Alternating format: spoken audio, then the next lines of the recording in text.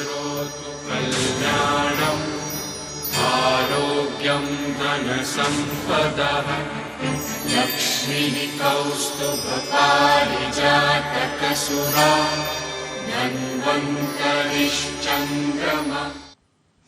नमस्कार, आप देख रहे हैं हमारी खास पेशकश आयुष्मान भव। मैं हूं आपके साथ नेहा दुबे। अपने इस खास कार्यक्रम के माध्यम से हम आयुर्वेद पद्धति और प्राकृतिक चिकित्सा के जरिए उपचार के तरीके आपको घर बैठे बताते हैं। हमारी आज के विषय पर हम बात करेंगे और आज का विषय हमारा है मायोपिया या निकट दृष्टि दोष और इसके आयुर्वेदिक उपचार। जी हाँ, आज हम आपको आंखों से जुड़ी समस्या मायोपिया की आयुर्वेदिक उपचार के बारे में बताएंगे। गैजेट्स का लगातार बढ़ता चलन, घर और ऑफिस की चार दीवारी में सीमित जीवन और जंक फूड का बढ़ता हुआ चलन हमारे शारीरिक और मानसिक स्वास्थ्य को ही नहीं, हमारी आंखों की सेहत को भी प्रभावित कर रहा है। विश्व स्वास्थ्य संगठन के अनुसार पूरे विश्व में मायोपिया के मामले तेजी के साथ बढ़ते जा रहे हैं। आज विश्व भर में 1 अरब 40 करोड़ लोगों को निकट दृष्टि दोष है। 2050 तक यह आंकड़ा बढ़कर 5 अरब हो जाएगा।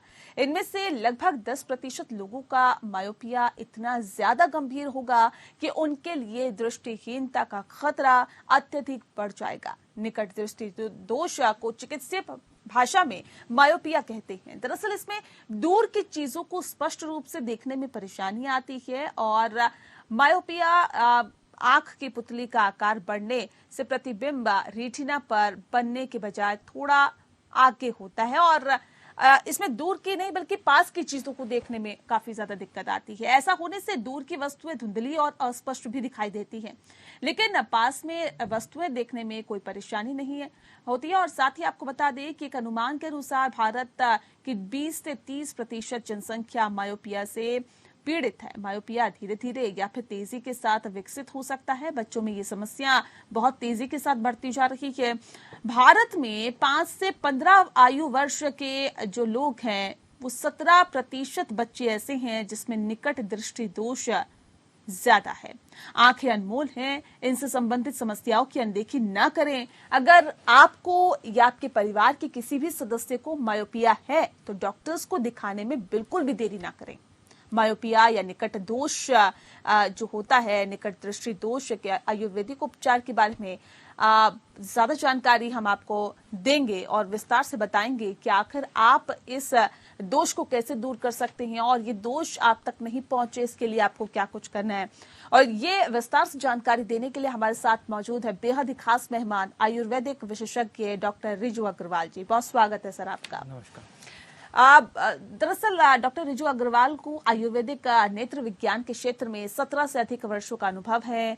आपके नाम शोध पत्रिकाओं में 25 से अधिक रिसर्च पेपर्स प्रकाशित हैं। डॉक्टर अग्रवाल नेत्र के विभिन्न विषयों पर 4 पुस्तकें भी लिख चुके हैं और विभिन्न पुस्तकों में कई अध्यायों का भी योगदान इनका रहा है।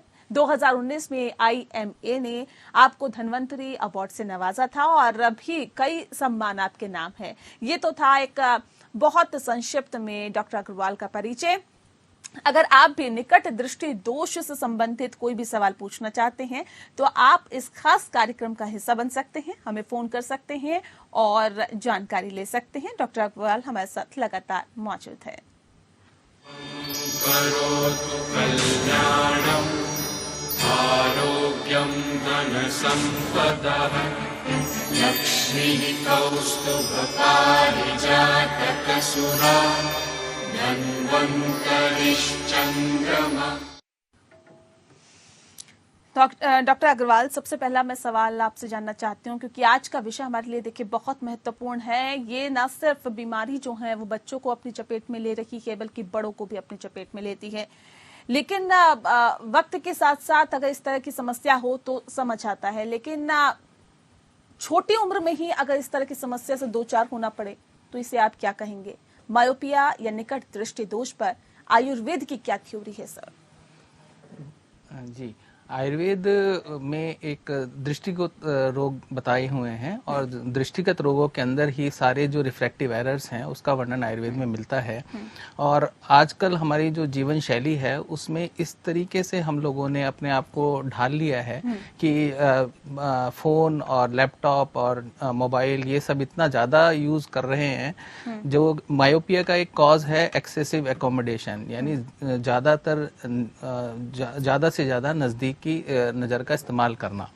तो उसके कारण जो है बार बार एक्सेसिव एकोमोडेशन होती है। और बच्चों में, क्योंकि बच्चे जो हैं अब क्लासेस भी ऑनलाइन, अभी तो कुछ ठीक है लेकिन पहले बच्चे भी ऑनलाइन क्लासेस करते थे और 8 से 10 घंटे से ज़्यादा का उनका नियर वर्क रहता था।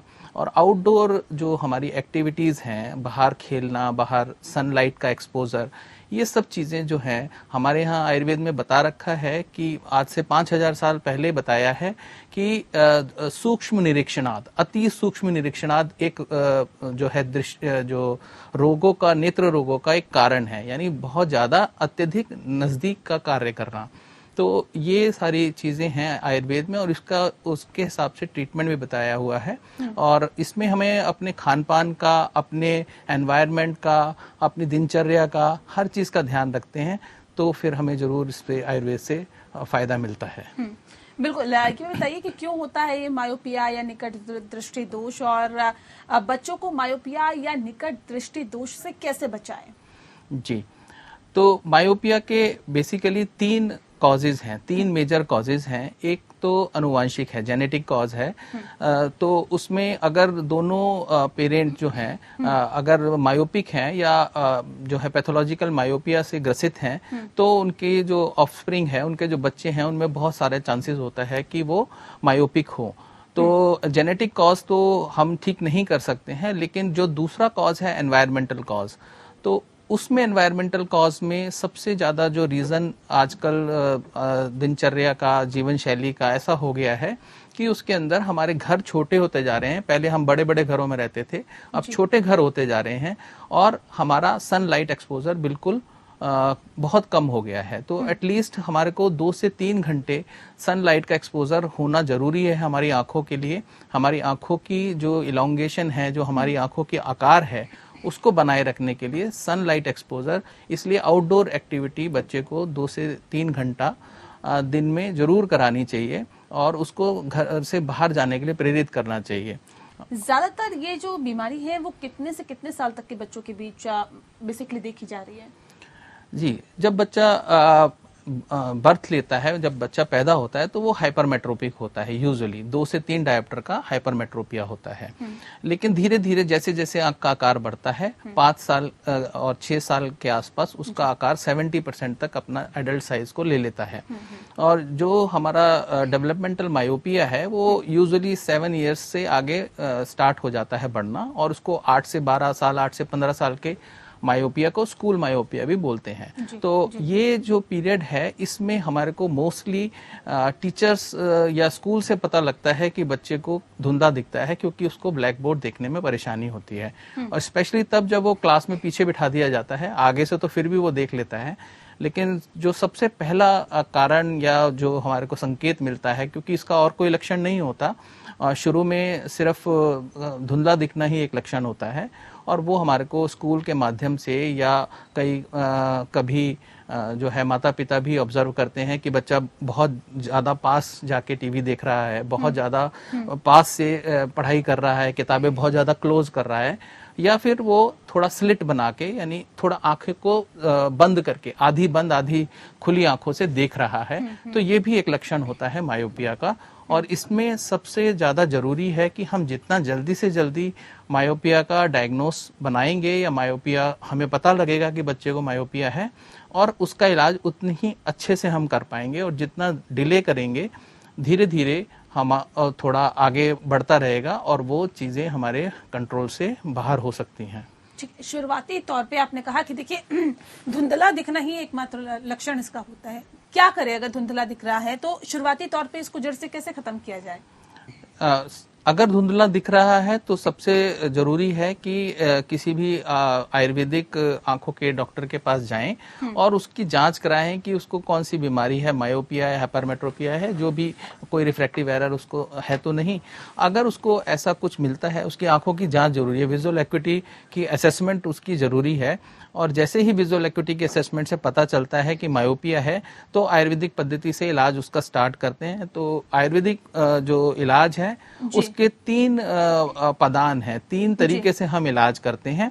एक तो जो हमारा स्पेशलाइज्ड कुछ विशिष्ट नेत्र थेरेपीज हैं, आंखों में देने वाली थेरेपीज हैं, जिसमें सबसे ज्यादा जरूरी जो है वो नेत्र बस्ती या नेत्र तर्पण जिसको बोलते हैं। तो इसके अंदर ये स्पेशलाइज तरीका है और मायोपिया पे इसका हमने बहुत अच्छा रिजल्ट देखा है। और इसमें ये शुरुआती तौर पे ये, जैसे अगर आप बच्चे को धुंधला दिख रहा है उसी दौरान अगर इस तरह की चीजें हम कर लेते हैं या इस थेरेपी ले लेते हैं तो कुछ बेनिफिट्स उसके होंगे। जी, उसमें मैंने जैसे बताया कि हम 3 तरीके से ट्रीटमेंट को डिवाइड करते हैं। एक थेरेपी पोर्शन, दूसरा उसकी जो एनवायरमेंटल फैक्टर जो हम ऑलरेडी डिस्कस कर चुके हैं उनको ठीक करते हैं, बच्चे को मोटिवेट करते हैं कि वो बाहर जाए। और कुछ योगिक एक्सरसाइजेज हैं, योगा हम उसको प्रिस्क्राइब करते हैं। कुछ आई की एक्सरसाइजेज हैं जो हम उसको प्रिस्क्राइब करते हैं, जिससे धीरे धीरे जो एक्सेसिव एकोमोडेशन के कारण जो मायोपिया डेवलप हुआ है, जो ऑक्यूलर मसल्स हैं, जो नेत्र की मांसपेशियां हैं, वो धीरे धीरे उससे रिलैक्स होती हैं और जो एक प्रोग्रेशन या एक साइन मिलता है आंख को बढ़ने का, वो साइन कहीं ना कहीं धीरे धीरे कम होता है। और दूसरा उसकी डाइट पे भी ध्यान देना बहुत जरूरी है, क्योंकि डाइट जो है आजकल सब बहुत ज्यादा खराब हो चुकी है। आजकल हम जो है पिज्जा और कोल्ड ड्रिंक और फास्ट फूड, जंक फूड पे बहुत ज्यादा ध्यान है और वो हमारे आयुर्वेद शास्त्रों में पूर्णतः वर्जित बताया गया है। तो कभी भी किसी रोगी को या किसी बच्चे को अगर ऐसी बीमारी हो, मायोपिया हो, तो उसके खान पान का, उसके एनवायरमेंटल फैक्टर्स का सबका ध्यान रखना बहुत जरूरी है। बिल्कुल, तो ये ध्यान रखना बहुत जरूरी है कि आपकी दिनचर्या कैसी है, आप क्या खा रहे हैं, क्या पी रहे हैं, ये बहुत ज्यादा महत्वपूर्ण है। और साथ ही साथ अगर आपको भी इस तरह की समस्या है या फिर आपके बच्चा इस तरह की समस्या से जूझ रहा है तो तुरंत आपको डॉक्टर को दिखाना जरूरी है। डॉक्टर अग्रवाल, आपसे मैं समझना चाह रही थी, दरअसल ये आयुर्वेद में इसके लिए क्या क्रियाएं हैं और क्या दवाइयां हैं, ये भी हमारे दर्शकों को बताइए, जिससे कि मायोपिया या निकट दृष्टि दोष का उपचार हो सके। जी, आयुर्वेद में जैसे मैंने बताया नेत्र बस्ती या नेत्र तर्पण है, और अभी 2000 के आसपास एक थेरेपी डेवलप हुई थी जिसको हम ऑर्थो के नाम से जानते हैं। तो ऑर्थो के में एक आर्टिफिशियल लेंस रात भर लगाते थे और उससे आई पे प्रेशर पड़ता था और कॉर्निया का जो है कर्वेचर कम होता था। यही जो टेक्निक है ये हमारी तर्पण में या नेत्र बस्ती में देखने को मिलती है, क्योंकि हम नेत्र बस्ती में करीब 30-40 ml मेडिकेटेड घृत आंख में भरते हैं, जो कि प्रेशर के कारण धीरे धीरे मरीज की या रोगी की कॉर्निया जो है उसकी फ्लैटनिंग होती है, जिससे धीरे धीरे मायोपिया रिकवर होता है। और हमारे आचार्यों को मैं इतना, उन लोगों ने इतना पहले से इतनी साइंटिफिक मेथड को दिया है, ये आयुर्वेद का एक विशिष्ट योगदान है। इसी के साथ हम कुछ थेरेपीज जैसे कि नस्से है, जिसमें हम नासा के अंदर, नाक के अंदर मेडिकेटेड ऑयल डालते हैं, उससे भी जो है सारे जो भी रिफ्रैक्टिव एरर्स हैं, स्पेशली मायोपिया है, उसमें आराम मिलता है। फिर शिरोधारा है, नेत्र धारा है, इन सब चीज़ों से धीरे धीरे पेशेंट को रिलीफ मिलता है और लगभग 1 से 1.5 नंबर तक मायोपिया में हमने अपने क्लिनिकल प्रैक्टिस में देखा है कम होते हुए। और इसके साथ ही एक प्रक्रिया है, बहुत ही सिंपल है, आपको रात को सोते समय फुट मसाज करनी है विद मेडिकेटेड ऑयल्स एंड घी। या तो महात्रिफला घृत ले सकते हैं या फिर आप जो है कोकोनट ऑयल, तिल तेल या भृंगराज तेल, किसी से भी जो फुट मसाज है रात को करके सोएं। इससे सभी नेत्र विकारों का बहुत जल्दी इसमें लाभ मिलता है। हमारी प्रक्रियाएं तो हैं ही, और कुछ जो मेडिसिन है जैसे कि त्रिफला इसमें बहुत अच्छा काम करता है, आंवला जो है वो बहुत अच्छा काम करता है, और त्रिफला इसमें बहुत सारे फॉर्म में हम ले सकते हैं। इसको हम चूर्ण के रूप में ले सकते हैं, इसको हम डिकॉक्शन के क्वाथ के रूप में ले सकते हैं, और इसी का एक घी आता है, इसको महात्रिफला घी कहते हैं। इसको हम इंटरनल यूज़ भी कर सकते हैं। और इसी के साथ मधुयष्टि चूर्ण है, शतावरी चूर्ण है, अश्वगंधा है, ये सब चीज़ें जो हैं नेत्र पे एक बहुत अच्छा एक पॉजिटिव इफेक्ट डालती हैं, और धीरे धीरे जो है पेशेंट की जो ऑक्यूलर टिश्यू का नरिशमेंट मिलता है, और धीरे धीरे मायोपिया में इससे लाभ होता है। बिल्कुल, तो ये बहुत छोटे छोटे से उपाय हैं जो आप कर सकते हैं। ऐसे छोटी छोटी सी चीजें हैं जो आप अपने जीवन में अपना सकते हैं और आप इस दोष को अपने आप से दूर कर सकते हैं। डॉक्टर अग्रवाल, लाइफस्टाइल के क्या दोष होते हैं और जैसे कि मायोपिया या निकट दृष्टि दोष होता है? जी, तो लाइफस्टाइल, जैसे मैंने बताया कि हमारा पूरा लाइफस्टाइल बदल गया है, हमारी स्लीपिंग हैबिट्स बदल गई हैं, हमारा जो एक पैटर्न था आउटडोर एक्टिविटीज़ का वो ख़त्म हो गया है। तो धीरे धीरे हम लोग फिर जो है कहीं ना कहीं अपने नेत्र रोगों को एक तरीके से इनवाइट कर रहे हैं, और बच्चों में स्पेशली इतना ज़्यादा नेत्र रोग मिलने लग गए हैं। एक सर्वे के हिसाब से 2050 तक लगभग हर दूसरा आदमी जो है मायोपिक होगा। तो ये इसकी सिवियरिटी है, ये एक ग्लोबल एपिडेमिक के रूप में आ रही है, और इससे हमारे को हमेशा ध्यान रखना चाहिए कि हम सुबह जल्दी उठें, अपना जो भी दिनचर्या है उसका एक निश्चित क्रम होना चाहिए, और खाने पीने का ध्यान रखें, और बच्चे को बाहर जरूर भेजें। और सबसे ज़्यादा ज़रूरी बात यह है कि हम जो 5 साल से नीचे के बच्चे हैं उनके हाथ में मोबाइल, टैबलेट, लैपटॉप, उनका एक्सपोजर हम बिल्कुल बंद कर दें, क्योंकि बच्चों का ये होता है कि खाना नहीं खा रहा है, आपने मोबाइल पकड़ा दिया, आपने उसको टैबलेट दिखा दिया, उसको मूवी दिखा दी, लेकिन उसको उसकी कोई ज़रूरत नहीं है, और इससे क्या होता है उसको एक हैबिट बनती है, और वो एक गैजेट को लेकर पूरी लाइफ लॉन्ग के लिए एक एडिक्शन बन जाता है, और धीरे धीरे जो है आँख में इस तरीके के रोग उत्पन्न हो जाते हैं। बिल्कुल, ये भी जानना मैं चाहूंगी आपसे डॉक्टर अग्रवाल, क्योंकि एक चीज तो आपने बहुत बताई थी कि देखिए धुंधलापन जो होता है उससे इसकी शुरुआत हो जाती है, और इसके क्या कुछ लक्षण होते हैं जिससे कि हमें ये पता चले कि ये व्यक्ति मायोपिक है, या फिर आने वाले वक्त में दिक्कतें और ज्यादा बढ़ सकती है?